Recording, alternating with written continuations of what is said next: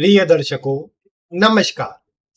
आज मैं आपको जन्म कुंडली में बनने वाले संन्यास योग की जानकारी देने वाला हूं।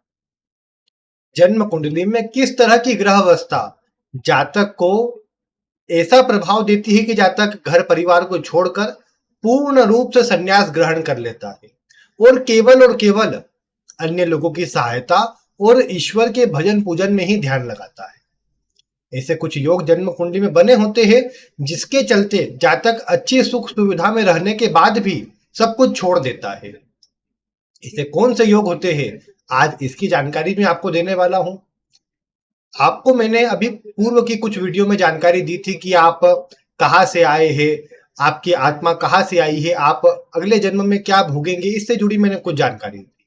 अब उसमें जब मैंने आपको बताया कि इस तरह की स्थिति होने पर आपको अन्य का सहयोग नहीं मिलता, थोड़ी संन्यासवत स्थिति आपकी बन जाती है, तो बहुत से दर्शकों ने कहा कि क्या इस तरह के योग और मैं संन्यास ले सकता हूं या ले सकती हूं।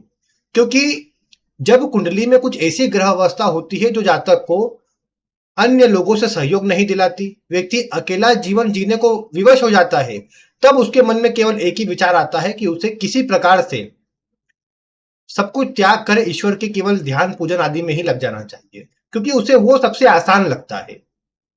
आप एक व्यक्ति का जीवन देखिए जो घर परिवार में तो जुड़ा हुआ है, लेकिन ना उसका कोई विशेष मन बन पा रहा है वहां पर रहने का, ना ही उसे अन्य लोगों के द्वारा कोई सपोर्ट किया जा रहा है, ना ही उसका कुछ साथ दिया जा रहा है। तो ऐसा व्यक्ति एकांत प्रिय हो जाएगा और साथ ही साथ अपने जीवन से बहुत तरह से उब जाएगा, उसका फिर किसी भी चीज में मन नहीं लगेगा। और यही स्थिति व्यक्ति को संन्यास लेने के लिए विवश करती है। कई बार जन्म कुंडली में कुछ ऐसी स्थितियां होती है जो पूर्ण रूप से ये करवा देती है। कई बार इस तरह की जन्म कुंडली में स्थिति होती है कि जातक घर परिवार में साथ में रहता है, अपने कार्यों का निर्वहन करता है, क्योंकि कुछ बार ऐसा भी होता है कि व्यक्ति सब कुछ छोड़ नहीं पाता, तो इसलिए उसे उसी घर परिवार में रहकर उसी जिम्मेदारियों को उठाकर फिर अपने जीवन में एक अपने समय अनुसार ईश्वर के भजन पूजन में पूर्ण रूप से लगना होता है। ये भी कई बार स्थिति कुंडली के अनुसार बनती है। तो कैसे योग है, उसमें सबसे पहले जो प्रमुखता से योग की जानकारी मैं आपको देते आया हूं, उसमें आप जानते हैं कि अगर जन्म कुंडली में तीन या तीन से अधिक ग्रह, तीन तो नहीं लेकिन अधिक ग्रह, चार या चार से अधिक ग्रह जन्म कुंडली में किसी एक भाव में एक साथ होंगे, तो ये योग व्यक्ति को संन्यासवत वृत्ति देता है। इसे प्रवज्या योग कहा जाता है और प्रवज्या योग का अर्थ संन्यास योग होता है। ऐसी अवस्था में जातक के पास सब कुछ होते हुए भी वो जीवन में सब कुछ त्याग देता है। साथ ही साथ में यहां पर मैं ये कहूंगा कि जन्म कुंडली में अगर धनु राशि प्रमुखता के साथ आती हो, धनु राशि का प्रभाव जीवन में ज्यादा मजबूत हो, क्योंकि ये काल पुरुष की नवम भाव की राशि है। काल पुरुष की नवम भाव की राशि धनु राशि अगर कुंडली में बलवान हो, एक्टिव हो, लग्न से संबंध बनाए या अधिक ग्रह इसी धनु राशि में हो, तो जातक के जीवन में संन्यास लेने वाली वृत्ति में वृद्धि होती है। इसके अलावा आज के मानव की बात करेंगे तो उसमें आपको कुंडली में तीन चार योग देखने पड़ेंगे। किस प्रकार के? सबसे पहले आप जानते हैं जन्म कुंडली के मोक्ष त्रिकोण को, यानी कुंडली का चतुर्थ भाव, अष्टम भाव और द्वादश भाव, 4, 8, 12, ये जो तीनों भाव होते हैं इन्हें भौतिक जीवन के लिए शुभ नहीं माना गया। इन्हें भौतिक जीवन के लिए इन भावों में ग्रहों का गोचर होता है तो भी आप जानते हैं अच्छा नहीं कहा जा सकता। आठवां और 12वां तो फिर भी त्रिक भाव में आता है, लेकिन चतुर्थ भाव से भी किसी ग्रह का गोचर इतना शुभ नहीं होता। यह मानसिक रूप से आपको अशांति प्रदान करता है, घर में कलह की स्थिति लाता है। इसीलिए चौथे, 8वें और 12वें में ग्रहों के गोचर को अच्छा नहीं माना गया, लेकिन भौतिक दृष्टिकोण से अच्छा नहीं माना गया।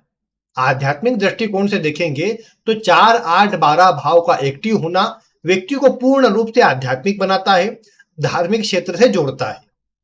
इसमें आप जानते हैं जन्म कुंडली का चतुर्थ भाव, यह भाव होता है हमारे सुखों का, हमारी लग्जरी का, हमारे कंफर्ट का, हमारे घर का।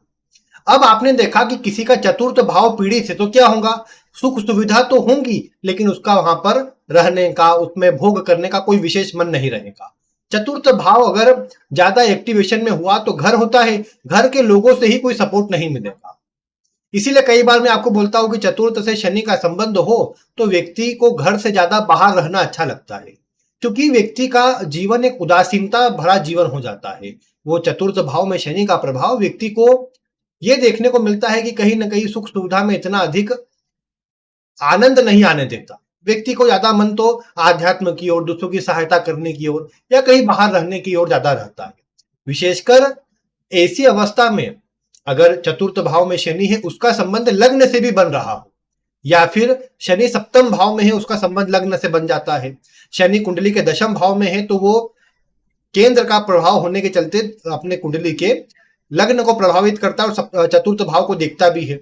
तो शनि की दृष्टि चतुर्थ भाव पर हो लेकिन केंद्र में विराजित होकर हो, ज्यादा प्रभाव मिलेगा। दूसरे भाव से दृष्टि थोड़ा कम प्रभाव दे पाएगी। अगर शनि लग्न चतुर्थ सप्तम या दशम में है तो ऐसे व्यक्ति को पारिवारिक सुखों में कई बार कमी देखने को मिलेगी और ऐसा व्यक्ति अपने जीवन काल में अधिकतर आप देखेंगे कि वैरागी जीवन व्यतीत करेगा। घर परिवार में भी रहेगा तो बहुत अधिक सुख सुविधा स्वयं नहीं लेगा, मेहनत करके स्वयं दूसरों के लिए अर्जित कर देगा लेकिन स्वयं उसमें भोग नहीं करेगा। ये शनि के केंद्र में होने से हो जाएगा। और चतुर्थ भाव अगर शनि से पीड़ित हो गया, चलिए शनि नहीं कोई और अन्य ग्रहों से पीड़ित हो गया, तो भी व्यक्ति को भौतिक सुख सुविधा से ये दूर रखने का काम करेगा। अब शनि चूंकि वैरागी ग्रह है, अन्य ग्रह तो फिर भी इस प्रकार के है कि व्यक्ति को जल्दी मन में वो परिवर्तन दे देते हैं, एक जैसा प्रभाव नहीं देते। लेकिन शनि का पूरा काम वैराग्य प्रदान करने का है, आध्यात्मिक क्षेत्रों से जोड़ने का है। इसीलिए बलवान शनि केंद्र में हो तो व्यक्ति के काम में विलंब होता है। व्यक्ति धीरे धीरे अपने जीवन से ऐसा उब जाता है कि उसे फिर संन्यासबद्ध जीवन जीना और संन्यास ले लेना ज्यादा अच्छा नजर आता है। फिर चतुर्थ भाव तो ये हो गया। इसके अलावा आपने देखा कुंडली का अष्टम भाव, अष्टम भाव ध्यान साधना रिसर्च। अब देखा जाए तो अष्टम भाव एक्टिव होता है तो व्यक्ति के जीवन में ये भाव भी एक निरस्ता लाने का काम करता है। अगर ये अत्यंत पॉजिटिव रूप में एक्टिव है तो व्यक्ति को पूरी तरह ये आध्यात्मिक विषयों में, ज्योतिष आदि में, दर्शन शास्त्र में व्यक्ति की रुचि बढ़ जाएंगी। उसका जन्म क्यों हुआ है, किस लिए हुआ है, क्यों आया है, ये सब जानने में व्यक्ति की रुचि बहुत बढ़ जाएंगी अष्टम भाव के प्रबल होने पर। शनि का अष्टम से संबंध भी लगभग ऐसी ही स्थिति देता है कि व्यक्ति को थोड़ा सा संघर्ष आदि अधिक करवाता है। विदेश में नहीं है व्यक्ति या शनि से नहीं जुड़ा हुआ है तो अवश्य से व्यक्ति फिर जीवन काल में वैराग्य वाला जीवन जीता है और धीरे धीरे करके संन्यासवत जीवन जीने लग जाता है। 12वें भाव भी आप जानते हैं मोक्ष का भाव है, सब कुछ त्यागने का भाव है। व्यक्ति जब मोह माया भरे जीवन को त्यागता है, संन्यास लेता है, तो 12वां भाव उसमें एक्टिवेशन दिखाता है और यह भाव एक्टिव होने पर ही व्यक्ति सब कुछ त्याग पाता है। त्याग करने के लिए 12वां भाव और केतु, ये दो ग्रह ऐसे हैं जो ज्यादा जिम्मेदार है। बाकी तो अन्य ग्रह किसी न किसी रूप में मोह में जोड़े रखते हैं। केतु जिस भाव में होता है उस भाव से अलग कर देता है। आगे जब आपको केतु की वीडियो मिलेगी केतु से जुड़े सूत्रों की, तो उसमें आप जान पाएंगे केतु किस प्रकार अलग करता है। बाकी केतु जहां होगा वहां आप देखेंगे कि वो केतु का काम है अलग करना, वहां से दूर करना। केतु त्याग को दर्शाता है, इसीलिए इसे मोक्ष का कारक माना गया है। 12वें भाव में होने पर इसलिए मोक्ष कहा गया क्योंकि ये आपको जीवन से जो आपका ये आवागमन का चक्र है उससे आपको त्याग कर मुक्त कर देगा। इसीलिए अधिकतर 12वें भाव में मजबूत अवस्था का केतु आपको ये प्रभाव देता है। हर बार नहीं लेकिन अधिकतर देता है। और बाकी 4, 8, 12 ये भाव एक्टिव होने पर ही, विशेषकर चतुर्थ का पीड़ित होने पर और 8वें 12वें में अगर अधिक ग्रह हो तो व्यक्ति निश्चित रूप से आप बोल सकते हैं कि वैरागी हो जाएगा। यहां पर अगर मुझे कुछ उदाहरण देना हो तो आप इसमें यह देख सकते हैं कि सबसे पहले गौतम बुद्ध, महात्मा गौतम बुद्ध की कुंडली आप जब देखेंगे तो उनके दशम भाव में आपको अधिक ग्रह नजर आएंगे और वो प्रवज्या योग के समान प्रभाव देकर व्यक्ति को सब कुछ होते हुए मुक्त करने वाला प्रभाव देते हैं और व्यक्ति फिर संन्यासवत जीवन जीने लग जाता है। इसके अलावा अगर और किसी का मुझको उदाहरण देना हो तो यहाँ पर रजनीश ओशो जी, उनकी कुंडली में आप देखेंगे वृषभ लग्न की कुंडली में अष्टम भाव में अधिक ग्रह है। अष्टम भाव में धनु राशि भी है, धनु राशि भी एक्टिव हो गई और धनु राशि के अंदर अधिकतर ग्रह शनि आदि भी वहीं पर है। तो व्यक्ति को वैराग्य वाला प्रभाव दिया, व्यक्ति को अलग करने वाला प्रभाव दिया।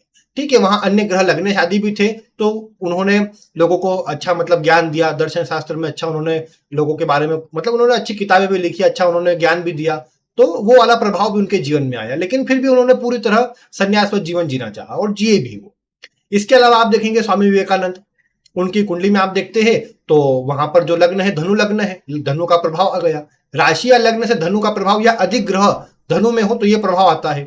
फिर आप देखेंगे दशम भाव, दशम भाव हमारे कर्म का भाव है और चतुर्थ भाव हमारे घर का भाव है। अब वहां पर आप देखेंगे दशम भाव में शनि चंद्रमा है, उनकी दृष्टि चतुर्थ भाव पर पड़ रही है। जिसके चलते जो घर परिवार का सुख है उसमें कमी आई। दशम भाव करियर का होता है। अब शनि चंद्रमा जैसे ग्रह करियर में भी उदासीनता, विष योग जरूर कहा गया है इसे, लेकिन ये आध्यात्म के लिए सबसे अच्छा योग है, मैंने आपको पहले बताया था। इसीलिए जब ये शनि चंद्रमा का योग होता है तो व्यक्ति को वैराग्य वाला प्रभाव देता है। साथ ही साथ आप देख पाएंगे कि उनकी कुंडली में गुरु जो है वो थोड़ा कमजोर हो रहा है। लग्न का स्वामी, चतुर्थ का स्वामी कमजोर होगा तभी तो व्यक्ति सब कुछ त्याग पाएगा, क्योंकि लग्न का स्वामी भी बलवान हुआ तो व्यक्ति का मन कहीं ना कहीं मोह माया में फंसा रह जाएगा। इसीलिए कुंडली के अंदर यह आवश्यक होता है कि लग्न चतुर्थ का स्वामी कमजोर हो, अष्टम द्वादश भाव एक्टिव रहे। वहां पर अगर आप देखेंगे द्वादश भाव में भी अधिक ग्रह है और राहु भी है वहां 12वें भाव में। अष्टम भाव का स्वामी चंद्रमा के साथ, माफ कीजिएगा, शनि के साथ चंद्रमा बनते हैं अष्टम भाव के स्वामी, क्योंकि धनु लग्न में अष्टम का स्वामी चंद्रमा, वो दोनों दशम भाव में साथ में है। ये सारी अवस्था ने उन्हें सब कुछ त्यागने का मन बनाया। उन्हें अच्छा, मतलब सब चीजें अच्छी थी उनके पास, ज्ञान आदि सब, बुद्धि अच्छी थी, वो चाहते तो किसी अच्छे पद पर बैठ भी सकते थे, लेकिन उन्होंने संन्यास वाला जीवन ही जिया क्योंकि उसमें ग्रह योग इस प्रकार के थे। तो आपकी कुंडली में भी अब आपको ये कैसे निर्धारित करना है कि किस तरह का प्रभाव है। सबसे पहला देखिए, आपकी कुंडली में अगर अधिकतर ग्रह है किसी एक भाव में तो ज्यादा संभावना है कि आपको ये वैराग्य की ओर ले जाए, संन्यास की ओर ले जाए। दूसरे नंबर पर चौथा भाव पीड़ित हो, आठवां और 12वां भाव या तो अधिक ग्रहों से बलवान हो, वहां पर अधिक स्थिति नजर आती हो, तो ये व्यक्ति को इस तरह का प्रभाव अधिक मिल सकता है। मकर लग्न की कुंडली में ही अष्टम भाव में सूर्य बुध बैठे हो, है बुधादित्य योग, लेकिन ये योग भी व्यक्ति को संन्यासवत जीवन देता है। आप मिलाकर देख लीजिए। इसके अलावा आप देख पाएंगे कुंडली के अंदर अगर आपने ये देखा कि किसी भी कुंडली के अंदर मुख्यतः दशम भाव में कोई के चंद्रमा विशेष रूप से पीड़ित है दशम भाव में, मतलब शनि के साथ है, केतु के साथ है। विशेषकर शनि का प्रभाव चतुर्थ भाव पर आता है, जो मैंने भाव बताए ये अधिक पीड़ित आता है किसी के भाव में। ऐसे व्यक्ति को आप बोल सकते हैं कि हाँ, ये संन्यासवत व्यक्ति जीवन जिएगा। अब अगर चतुर्थ भाव अधिक पीड़ित हो गया तो घर परिवार को छोड़कर चला जाएगा। कुछ लोगों को आप देखते हैं, कई बार ऐसे लोगों का सुनने को मिलता है कि वो अपने घर को छोड़कर चले गया और केवल संन्यासवत जीवन जीने लग गया। यह प्रभाव चतुर्थ भाव अधिक पीड़ित होने पर ऐसा व्यक्ति कर पाता है। अगर बलवान होता है तो ऐसी स्थिति नहीं बन पाती, व्यक्ति फिर घर परिवार में रहकर अपने जीवन काल में वहीं पर अच्छा करने का प्रयास करता है। अगर चतुर्थ भाव पीड़ित बोल रहा हूं तो मतलब क्या, भाव भी पीड़ित हो यानी किसी पापक ग्रह की दृष्टि हो, भाव का जो स्वामी बनेगा वो भी पीड़ित हो, और भाव कारक यानी चंद्रमा भी किसी न किसी रूप में कमजोर हो, चंद्रमा शुक्र दो ग्रह कमजोर हो, तब जाकर व्यक्ति के लिए ये स्थिति बन पाती है कि वो सब कुछ छोड़ पाता है। बाकी आपने आपकी कुंडली में देखा कि हाँ, शनि ने गुरु को पीड़ित किया, उसके चलते आपको वैराग्य वाला प्रभाव उत्पन्न हुआ, लेकिन ये पूरा प्रभाव नहीं है। ये हो सकता है आपकी कुंडली में चंद्रमा पीड़ित हो, गुरु पीड़ित हो, तो आपका मन करे कि नहीं सब कुछ त्यागना है, लेकिन आप त्याग नहीं पाएंगे। ये आधा अधूरा संन्यास बोल सकते हैं इसे आप, जो आपको केवल धार्मिकता में जोड़ेगा और वैराग्य वाला स्वभाव मन में देगा। बाकी अगर चतुर्थ भाव, अष्टम भाव, द्वादश भाव, इन सबका कहीं ना कहीं संबंध है, ये मजबूत है, तो निश्चित रूप से आपको पूर्ण रूप से संन्यास देगा और फिर आपका मन सब कुछ त्यागने को भी करेगा, आप ज्यादा किसी भी चीज में लग नहीं पाएंगे। तो इन बातों को आपको मिलाकर देखना है। जब आप इन बातों को मिलाकर देखेंगे तो आपको पता लगेगा कि हाँ, किस तरह का प्रभाव आपको मिल रहा है, क्या वास्तविकता में संन्यास योग है या फिर केवल आधा ही प्रभाव इसका है, या धार्मिकता वाला प्रभाव है जो आपको संन्यास जैसा लग रहा है। तो आप अपनी कुंडली देखिए या किसी अन्य की कुंडली में आप देखिए, आपको प्रभाव अवश्य पता लगेगा। और बाकी कोई इस वीडियो से जुड़ा प्रश्न हो तो आप वीडियो में कमेंट कर दीजिए। बाकी आज की वीडियो में इतना ही। वीडियो पसंद आए तो इसे लाइक करें, अन्य लोगों तक शेयर करें और ऐसी ही वीडियो देखने के लिए चैनल को सब्सक्राइब करें। आज की वीडियो में इतना ही। वीडियो देखने के लिए आपका बहुत बहुत धन्यवाद।